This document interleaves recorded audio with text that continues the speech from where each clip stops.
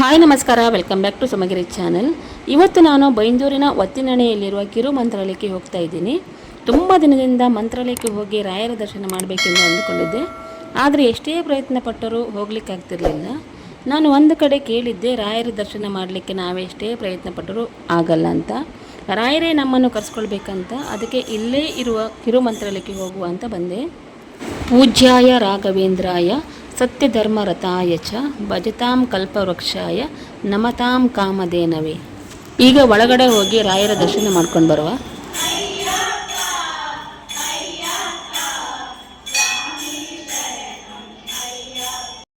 ನಾನು ಗುರುವಾರ ಹೋಗಿರುವುದರಿಂದ ತುಂಬಾ ರಶ್ ಇತ್ತು.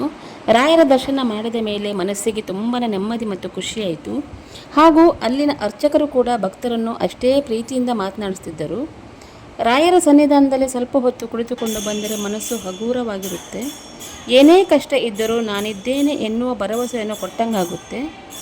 ಯಾರೆಲ್ಲ ಇನ್ನೂ ಕಿರು ಮಂತ್ರಾಲಯಕ್ಕೆ ಬಂದಿಲ್ಲ, ಒಂದು ಸಲ ಬಂದು ರಾಯರ ದರ್ಶನ ಮಾಡ್ಕೊಂಡು ಹೋಗಿ.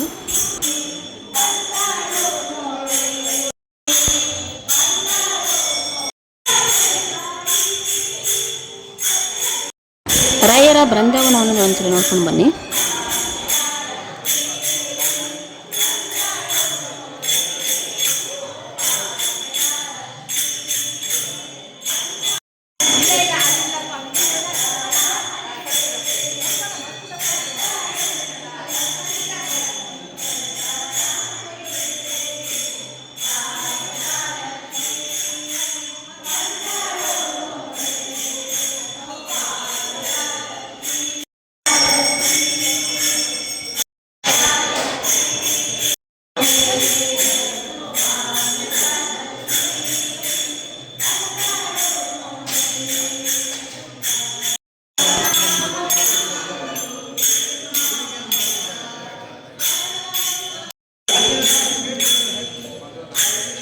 ಹಾಗೆ ದೇವಸ್ಥಾನದ ಹೊರಗಡೆ ಆಂಜನೇಯ, ನವಗ್ರಹ ಹಾಗೂ ನಾಗದೇವರ ಗುಡಿ ಸಹ ಇದೆ.